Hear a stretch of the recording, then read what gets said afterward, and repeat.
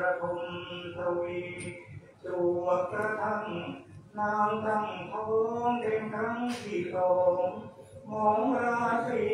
กระจงมองเงยท้องแก่เต็มทีเจ้าลูกหัวกีคือโคทุกตน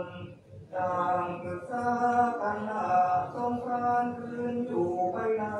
นก็ไม่มีผลตกลงใจจะกลับไปบ้านตน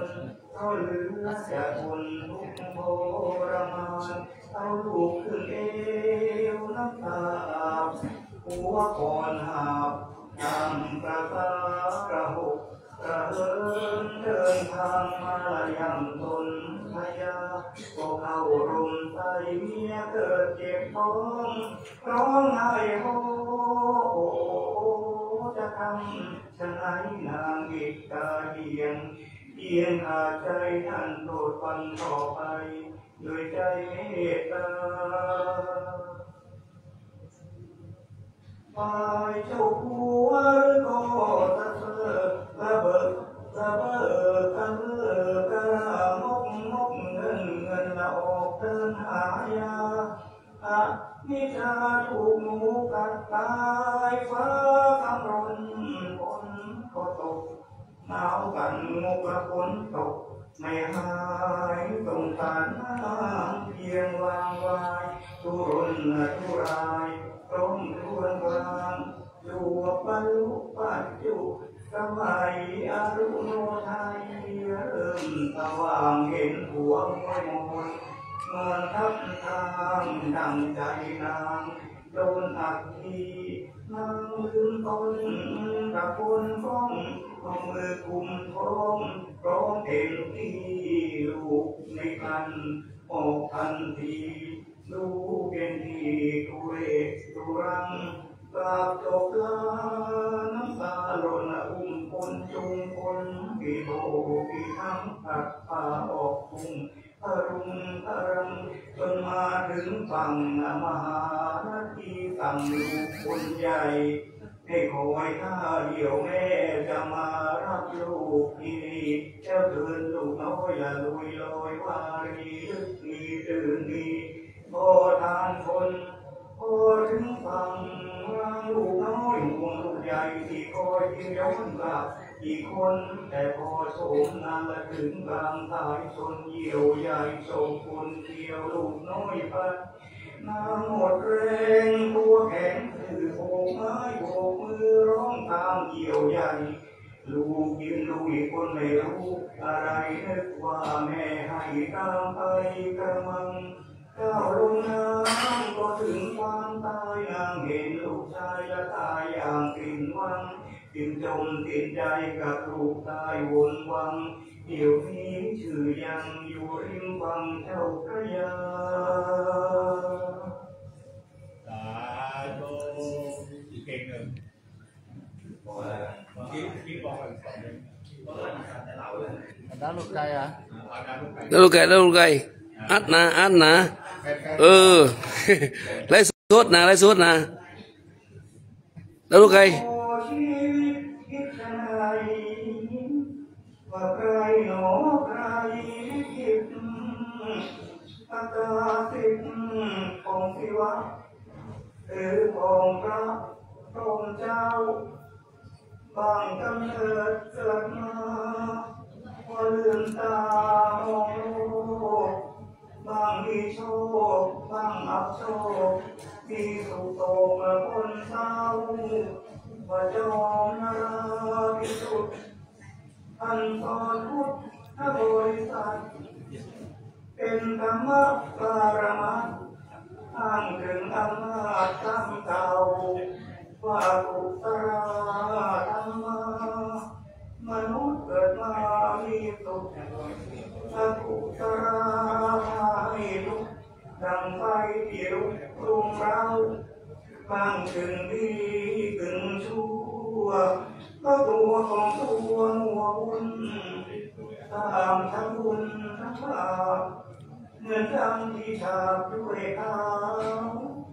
ผมไม่ใช่บัณฑิตอันมีจิตเสหา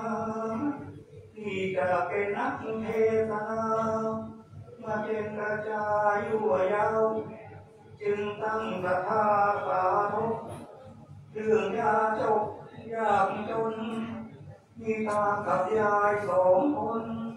โลกบ้านอยู่คนละเชิญเขาแกเลี้ยงแม่ไก่มีลูกอยู่7 ตัวช้าพอออกขึ้นรั้วจิบกินเม็ดถั่วเม็ดข้าวถ้าประมงจิบกินเม็ดถั่วเม็ดข้าวเวลามีเหี่ยวเฉียวโซนั่งแม่ก็อุกพี่คุ้มตามทรงพี่ขอบคุณหาลูกกันกลุ่มเท่าเราแม่จะสอบฝันลูกเสียงลุกลุกลุกฟันลูกตอบเทียบเทียบเสียงดังทั้งที่ควันขยาวแล้วเขี่ยข้าวออกเรือต่างคุยเหยื่อออกให้ลูกไก่แม่ไก่ไร้ทุกข์ที่ไม่มีสุขได้เท่าถึงคราวจะสิ้นชีวิตเมื่อไกลอาทิตย์อัสดงมีภิกษุ1 องค์เดินออกจากตรงชายเขาทุดงเดียวดงนั้นเห็นสายันสมัยจึงตามกดกันทันใดดังว่าชายเลยผู้เฒ่า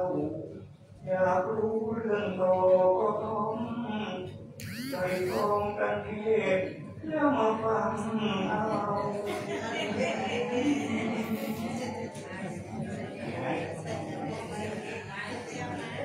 เดี๋ยวมาว่ะ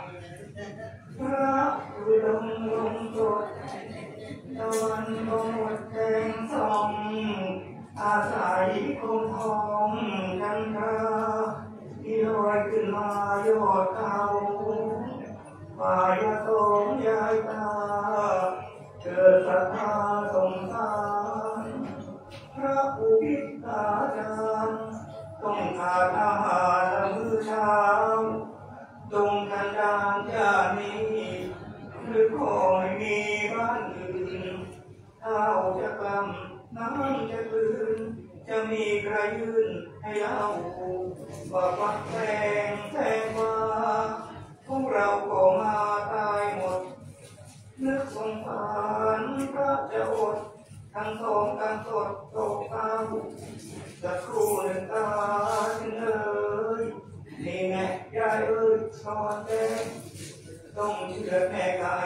แล้วเก่งฝ่ายยายก็ไม่แย่งตาเท่าฝ่ายแม่ไก่จะยินน้ำตารินหลั่งไหลครั้นจะรีบหนีไปก็คงต้องตายเปล่าๆถ้านิจาแม่ไก่ยังมีน้ำใจรู้คุณที่ยายตาการุณจึงคิดแทนคุณให้ข้าวถ้าปากออกเรียกลูกให้เข้ามาทุกซอกอกน้ำตาในกายไหลตกในหัวอกหัวร้าวถ้าปากออกบอกลูกแม่ต้องถูกตาเชือดต้องหลั่งเลือดนองเล่าแม่ต้องถูกตาเชือด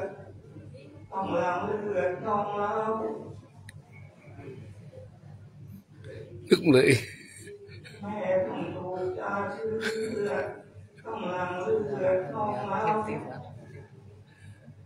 มาเถอะลูกมาทุกอกให้แม่ได้กบก่อนตายแม่โกหกเป็นครั้งสุดท้ายตรงนี้ต้องตายตอนเช้าอย่าทะเลาะบอกแม่เจ็บคิดเองเหยียดยันจงรู้จักรักกันอย่ารุนกันสับเล่าเจ้าตัวใหญ่ตายตวาดอย่าเที่ยวกลาดน้องๆจงปกครองดูแลให้เหมือนกับแม่เลี้ยงเจ้าน่าสงสารแม่ไก่น้ำตาไหลสอยลูกช้างก็ถูกตาเชือดต้องหลั่งเลือดนองเล่าไปลูกไก่ ทั้งเจ็บเมื่อถูกเก็บด้วยความใจจึงพากันโดดเข้ากองไฟตายตาแม่ไก่ดังเปล่าโดยอานิสงส์ใจกระเทิดลูกไก่ไปเกิดเป็นดาว